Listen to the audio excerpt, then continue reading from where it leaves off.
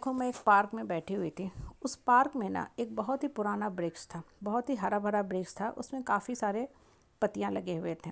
Time to time उसमें छोटे छोटे फल भी आते थे, जो फल जो है यथाकथा ज़मीन पे गिरते रहते थे, जिसे बच्चे उठा उठा के बॉल बना के खेलते थे। धीरे धीरे क्या हो गया, एक दिन मुझे बड़ा आश्चर्य हुआ। मैं देख रही हूँ कि वो जो वृक्ष था, वो पुराना वृक्ष था, उसकी पत्तियाँ सब गिर गई, वो सूख गया एकदम। और मैं उस जो सूखे हुए पेड़ थे, वृक्ष थे, उसको देख के ये सोचने लगी कि अब इस वृक्ष का क्या काम, क्यों रखे हुए हैं, इसको काट के हटा क्यों नहीं देते हैं। सूखा कैसा ये, हाँ, सुखटी वृक्ष लग रहा है, देखने में भी बड़ा गंदा लग रहा है। बाकी जो पार्क में जो पेड़ पौधे हैं वो सब हरे भरे हैं। उसके बाद मैं रेगुलर जाया करती थी, चुपचाप बैठती थी वहाँ, किताबें पढ़ती थी, मैं घर आ जाया करती थी। कुछ समय के बाद मैं देख रही हूँ कि धीरे धीरे वो जो वृक्ष था, जो सूख चुका था, टहनियाँ एकदम सूखी हो चुकी थी, उसमें नए नए पत्ते लगने लगे, कपोले लगने लगे। और कुछ समय के बाद वो जो सूखा हुआ वृक्ष था फिर से हरा भरा हो गया, फिर से नए नए पत्तियाँ लगे। मुझे देख के बड़ा ही आश्चर्य हुआ।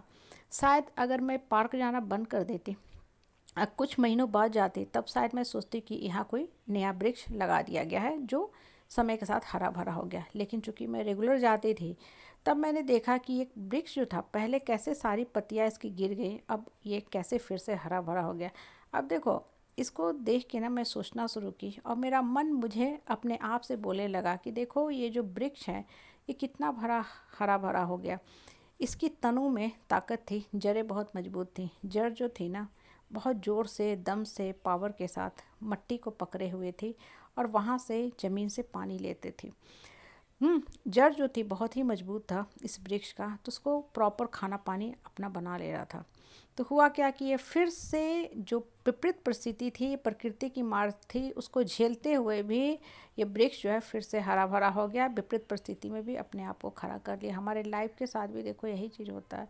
हर के जीवन में परिस्थिति और परेशानी आती है। इंसान जब धरती पे आता है ना, तो कर्म की मार हर इंसान को झेलना पड़ता है। कोई आज झेल रहा है, कोई कल झेल रहा है, कोई आने वाले समय में झेलेगा, या कल किसी ने झेल लिया, अपना अपना कर्म को नरीफाई कर लिया, रेक्टिफाई कर लिया।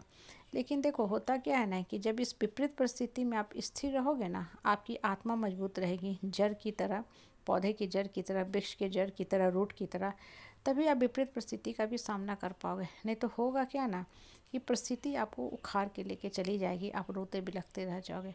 जो भी परिस्थिति हो, सबके जीवन में है, ये कहीं ना कहीं लिख के कॉपी में, डायरी में, दिमाग में रख लो कि हर इंसान प्रकृति की मार झेलता ही झेलता है। कर्म की मार सबको झेलना ही पड़ता है। यहाँ परफेक्ट स्कोरर कोई नहीं बैठा हुआ है। थोड़ा ना थोड़ा मिस्टेक हर के जीवन में होता है, किसी का थोड़ा ज़्यादा भी होता है, तो उसको थोड़ा ज़्यादा परिस्थिति की मार झेलनी पड़ती है। लेकिन उस वृक्ष की तरह स्थिर रहो, अचल रहो, मन और आत्मा को मजबूत करके रखा करो। जब मन और आत्मा मजबूत होती है ना, तब इंसान विपरीत परिस्थिति में भी उठ जाता है। लेकिन अगर अंदर से आप कमज़ोर रहोगे ना, परिस्थिति हल्की भी आएगी ना, तो आपको परेशान करके चली जाएगी, आप रोते रह जाओगे, और आपकी आत्मा की शक्ति और छीन होते जाएगी, ख़त्म होते जाएगी। इसलिए विपरीत से विपरीत परिस्थिति में भी ना उठना सीखो, अपने आप को मजबूत करना सीखो, स्ट्रांग बनाना सीखो। और देखो, जो सबसे बड़ी बात जीवन में होती है ना, वो होती है कि जो इंसान विपरीत परिस्थिति में, मुश्किल समय में अपने आप को उठा लेता है ना, वो अपने लिए तो ब्यूटीफुल डेस्टिनी लिखता ही लिखता है, दूसरे को भी मोटिवेट करता है। क्योंकि ऐसे लोगों के मुख नहीं बोलते हैं, आत्मा बोलती है, आत्मा गाइड करती है। ऐसे लोगों की अंतर मन की शक्ति होती है ना, जिसे हम इंट्यूशन कहते हैं, इनर पावर कहते हैं, इनर ट्यूटर कहते हैं, वो उस इंसान को उठने में मदद करती है।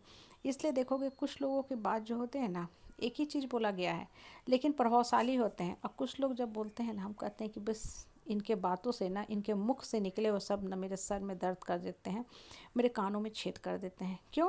क्योंकि उनकी बातें जो होती हैं ना, सिर्फ और सिर्फ बहुरुपया वाली बातें होती हैं, सुपरफिशियल बातें होती हैं, किताबी धर्मगुरु वाली बातें होती हैं, वास्तविक जीवन से बहुत दूर होता है।